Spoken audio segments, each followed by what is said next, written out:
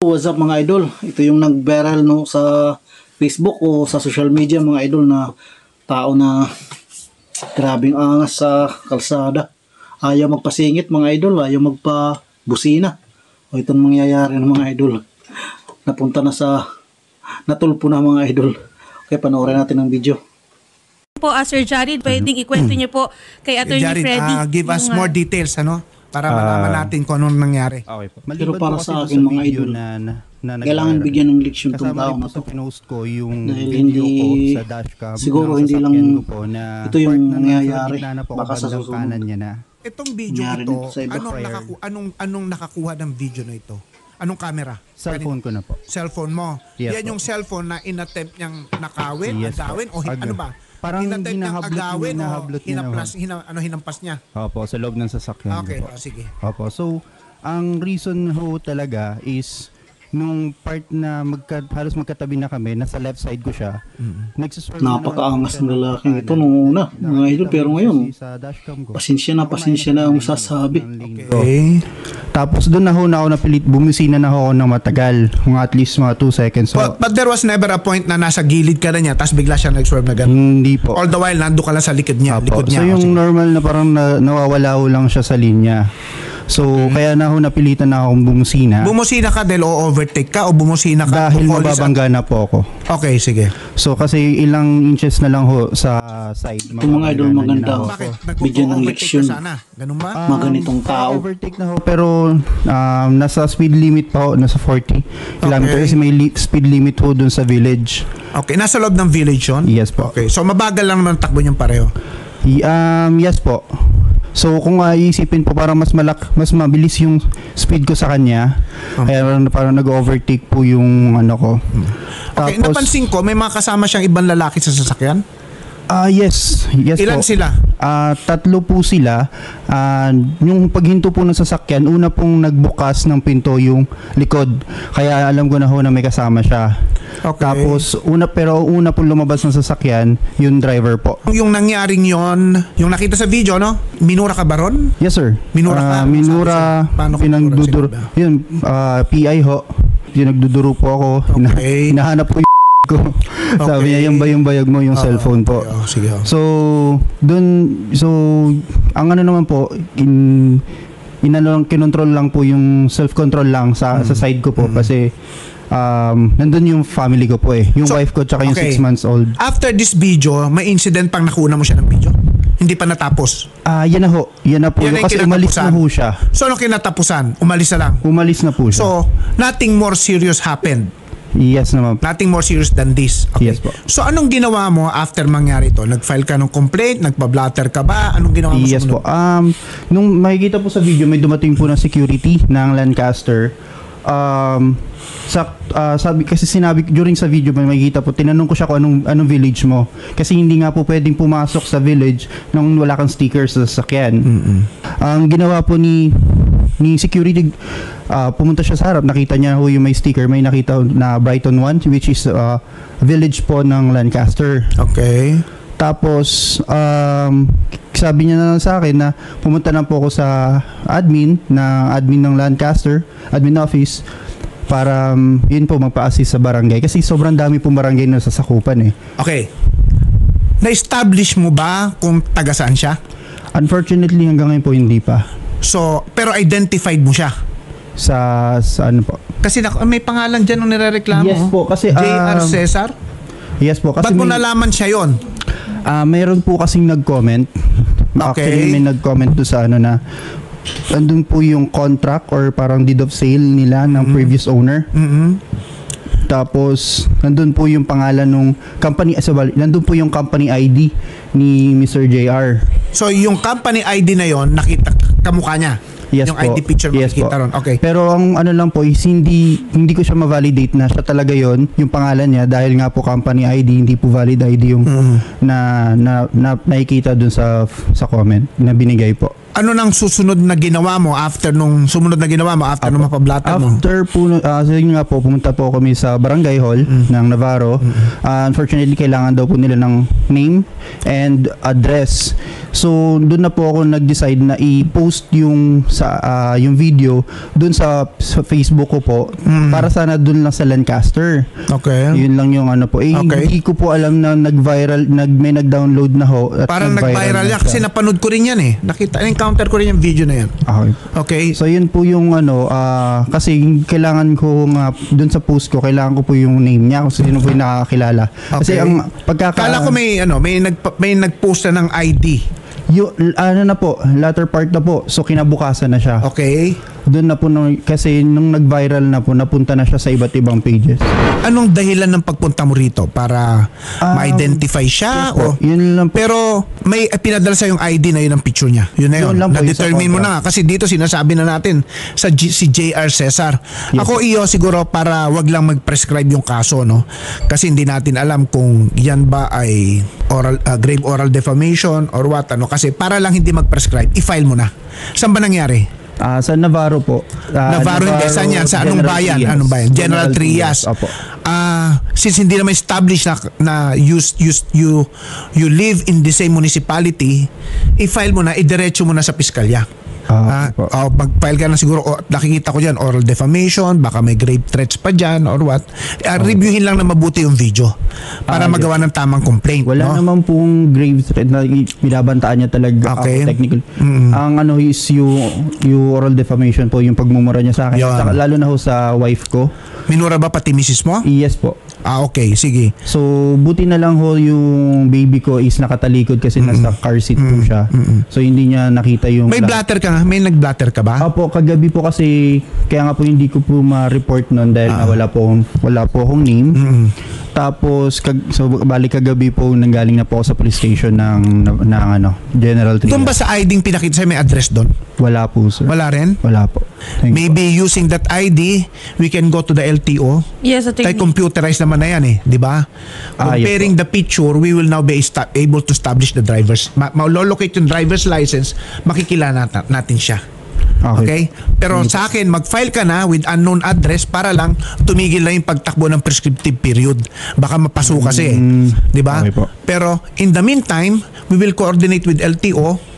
Ano ba, open ka rin ba, mag-usap na lang kayo or what? Ano ba? Ito po kasi yan, may yung isa po niya kasama. Okay. Na message ko po siya, tapos binigay sa akin yung contact number niya. Yun pala eh. Yes po. Tapos, ang sabi ko, gusto ko po makuha yung details niya para ho sa report. Hindi niya po binibigay. Tapos, humihingi po ng pasensya.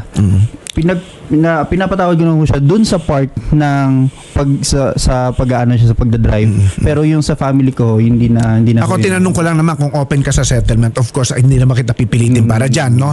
But what we have to do in the meantime is to make sure, siguraduhin po natin na hindi magpre-prescribe ang kaso, no? Sa ating pong mga netizens, lalo na pagka mga ganyang mabababaw na crimes, nagpre-prescribe yan in 60 days, kaya dapat make sure na ma-file nyo yung kaso kasi kundi, hindi nyo na pwedeng habulin, no? Yun ang advice ko sa iyo, Jarid. Yes. I-file muna natin yung case kahit wala pang address. Entertainin naman yan. Tapos, pasasama ka sa reporter, pupunta tayo sa LTO, isi-secure natin. Ibibigay mo yung ID na yon, no? Ma'am? Hello po. Yes po. Ma'am, we have a situation here na may nilolocate kaming tao na na-involve sa isang road rage incident. Yes po, apa. Ma'am, is it possible na pupunta kami sa iyo dyan with his picture and video? Meron kaming picture niya, ma-identify siya by comparing him with the database of the driver's license dyan. Pwede po ba 'yon? Actually po, ang nakuha lang po muna namin based po doon sa video, yun pong plate number ng motor Okay. vehicle. Apo. So, nakuha lang po muna namin is the registered owner ng motor vehicle. Apo. So, from there po, naggawa po kami ng show cause order. Actually, based doon po sa vehicle details and online pa lang po. details Online din ka? po ng vehicle So, kaya sila owner, naman. meron po kasing provided na cell phone number. So, we tried to contact the registered owner pero wala pong sumasagot. doon po sa given na contact number. So, ang Opo. nangyayari po ngayon ay gumawa muna po kami ng show cause order. This was signed by our regional director, Cupido Jerry Asuncion. Nire-require muna po namin yung vehicle owner na siya muna po ang sumagot. Sige, ma'am. Po dito kasi Ma'am. hindi po namin identified yung driver. Ma'am, sino po ang lumalabas na registered owner? Actually, identified naman po nga yung vehicle owner as yun po yung doon sa last registration niya na nakuha naman nga po namin talaga yung vehicle owner. Kaya lang po, kung naka-on air po tayo, pwede ba siyang i-divulge kasi po meron tayong dito privacy. Sige, ma'am. We will ma'am, we will defer to your decision, ma'am. And ma'am, Pero pwede thank you naman very po much, namin ma'am, for your i-identify. nagulat din ako at meron na pala kayong ginawang ginawang action. Ano po, we're very thankful. I'm sure si Jared Yes. very thankful ka rin. Ma'am, sige, we will just wait for the outcome of your investigation, ano po. Apo. And we will in the meantime rely on what we will be relying on what you are doing now. Okay po.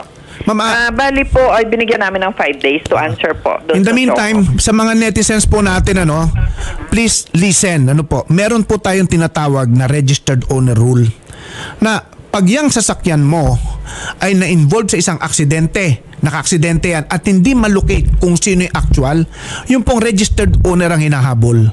So yan po ang tinatawag na registered owner rule. Kaya ang advice ko po, kung kayo po ay magbebenta ng sasakyan, make sure na ililip kasabay ng pagbenta yung paglipat ng registration dun sa bibili.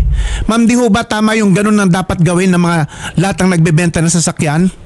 Yes po, kasi medyo naging talamak naman din po kasi dito sa atin na binenta yung sasakyan, yung laging sinasabi nila naka-open ang deed of sale. So minsan 3 transfers na. Yes, ma'am. So, Hindi pa rin, ang lumalabas pa rin owner sa LTO ay yung initial na may-ari kasi nga hindi nila tinatransfer po. Kaya nga dapat po. talaga may Yes. transfer. Opo. okay, sa mga netizens po natin, we are discouraging yung practice na binebenta Yes, nyo yung sasakyan nang hindi nililipat ang registration kasi at the end of the day, kayo po ang mapapahamak. Ma'am, ako Yes. kami, personally, we have experienced it. Ano po? Meron kaming nabenta sa sasakyan, pinabenta ko through an agent na involved sa isang traffic violation. Muntik pong makancel yung lisensya ng misis ko kasi siya ang registered owner. So, ganun po ang mga nagiging problema pag hindi natin nililipat ang registration ng sasakyan na binenta mo. Pag pagtiyagaan na lang po natin, padaanin po natin kasi medyo tedious po yung pagpapalipat ng registration ng sasakyan. Di po ba, ma'am, dadaan ka pa sa may tinatawag na macro etching, tinitingnan kung fake. Clearance lang naman Yes. yan para sa HPG po. Ma'am, habang other than that, wala namang iba. ma'am, nandyan ka kundi na ito. rin lang, ma'am. Baka pwede mo namang ikwento paano ang proseso ng paglilipat ng registration ng sasakyan para ma-avoid po natin yung mga problemang katulad nito. Yes po. Ang Advisean po kailangan natin yung naman po netizens natin. Opo. Actually, ang kailangan lang naman po dito ay yung deed of sale na pirmado po ng both parties. And then, kailangan din po nila maipresent kung hindi na po makakasama sa LTO yung pong pinanggalingan, yung vendor. Ang kailangan lang po 2 valid IDs para makita po daw yung may signature, para makita na yung signature talaga ay sa kanya po talaga yung signature na yon. So aside from that, mga kailangan lang po tayo ng clearance from the Highway Patrol Group. Ang certificate of registration ay issued po from another region. Yun lang po yung mga kailangan ng confirmation doon sa district office na nag-issue nung last certificate of registration. Pero kung ang transfer of ownership po ay manggagaling doon din sa same region or kung same district office, mas mabilis din po yun kasi wala ng confirmation po na magaganap. Thank you rin dahil sa kaso mo, nagkaroon tayong pagkakataong ma-educate natin ang ating netizens, ha? So, gawin muna yung ginawa ko, ha? I-file yung kaso, tapos asikasuhin natin yung ha? Sige po. Okay, sige. Question lang din po pala. Kasi ang pinaka-main ko lang, goal ko lang po is yung sa driver's license niya.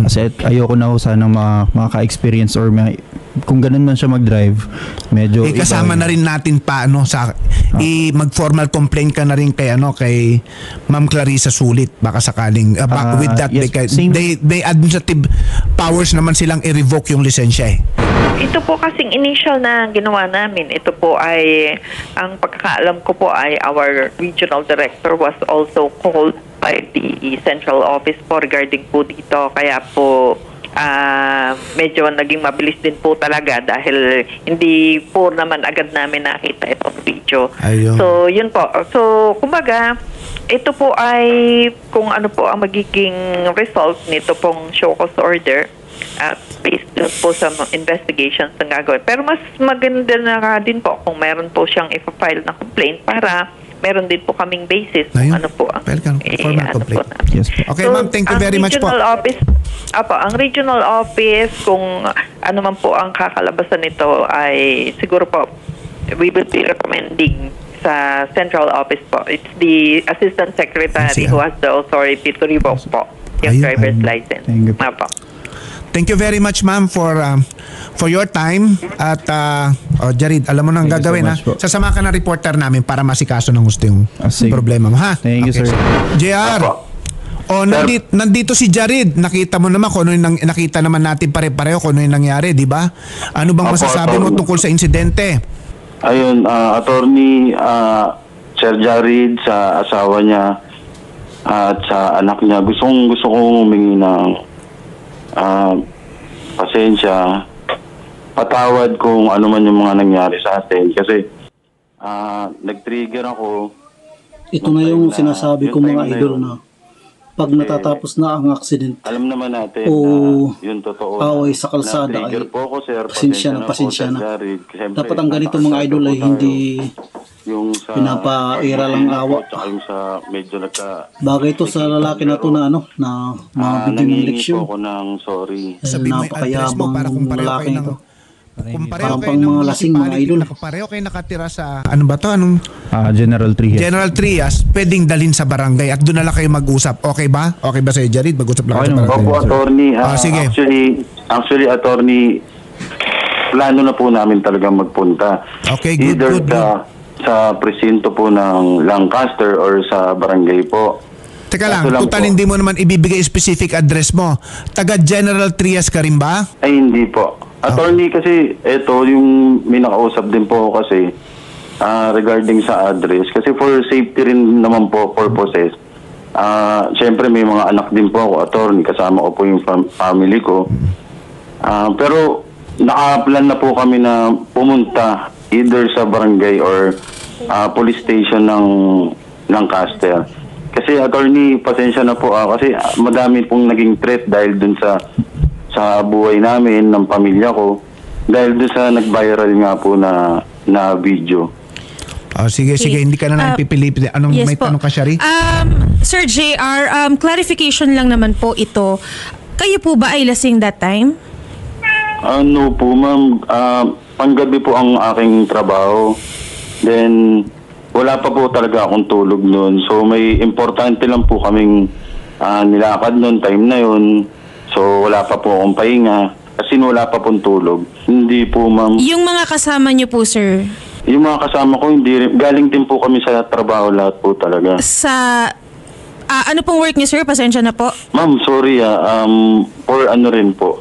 Safety purposes na din po. Okay, sir. Pero ma'am, lahat po yan ilalahad ko, ma'am. Huwag po kayo mag-alala. Okay po. Pero siguro kung sa national TV po, medyo yung safety din po namin. Kasi ma'am, dahil po doon sa viral, siguro ma'am, naiintindihan nyo naman po kami. Ang dami pong nagbigay sa amin ng death threat, ma'am. Kahit sa makikita nyo naman po sa comment. Opo. So for now, ma'am, hindi muna po ako magsasalita tungkol dyan. Pero ma'am, ibibigay ko po lahat ng information ko, ma'am. Wag po kayong mag-ilala. Sir Jared, willing po akong makipag-usap sa'yo, makipagtawaran. Kung ano man po yung nangyari sa atin noon na hindi pagkaunawaan. Sir Jared, sa wife niya, lahat po ng information namin, ibibigay po namin niya. Wala pong problema. Then sa family naman po ni Sir Jared, sa asawa niya, sa wife niya, humingi po kami ng dispensa at willing po kaming makiharap po. Kami po, ako at aking mga kasamahan po. Okay. Sige po, sir. May gusto po kayo sabihin. Yun nga po. So, Mr. JR, Sir JR, yung sinabi ko nga po kanina, yung sa pagbablock mo sa akin, pinatawad na namin, actually ako, pinatawad na kita dun, sir. Hindi lang kita mapapatawad, sir. Yung pagmumura mo dun sa pamilya ko, sir. No? Yun, sir, hindi na mababawi yung salita mo nun, sir, eh. Yung galit mo nung panahon na yun. Ang concern ko na lang, sir, yung hindi na maulit yung ganito, kung sa ma-suspend or ma-revoke yung driver's license mo, hanggang doon na lang ako. Ayoko na din sana mawalan ka ng trabaho kasi alam ko may pamilya ka. So nung message ko pa lang sa'yo noong una, sir, tsaka concern na rin talaga ako sa family mo. Kasi alam naman natin yung pag nagtitrend hon, medyo hindi na maganda nangyayari. So yun, sir, pasensya na din, umabot sa ganito, hindi ko naman inasahan. Pasensya na din dahil hindi kita mapapatawad dun sa part sa family ko.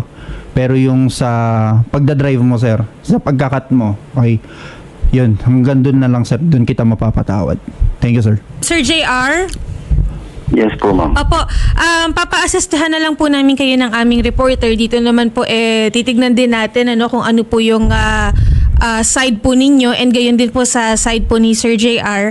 Paghaharapin po namin kayo, sasama po kami and schedule po natin. Sir JR, wag niyo pong ibababa yung linya, kakausapin po kayo ng staff namin, sir. Maraming salamat po, Sir JR. Yes. Pasensya po, pasensya na po. Pasensya. Thank you. Salamat po. Okay. Grabe yung tao na to. Puro lang pasensya yung nababanggit. Nang una, grabe ang tapang na ito ngayon. Pasensya. Buti nito, ma-revoke yung license para di na makapag-drive. Okay, hanggang dito lang yung video natin. Thanks for watching, mga idol. Thank you.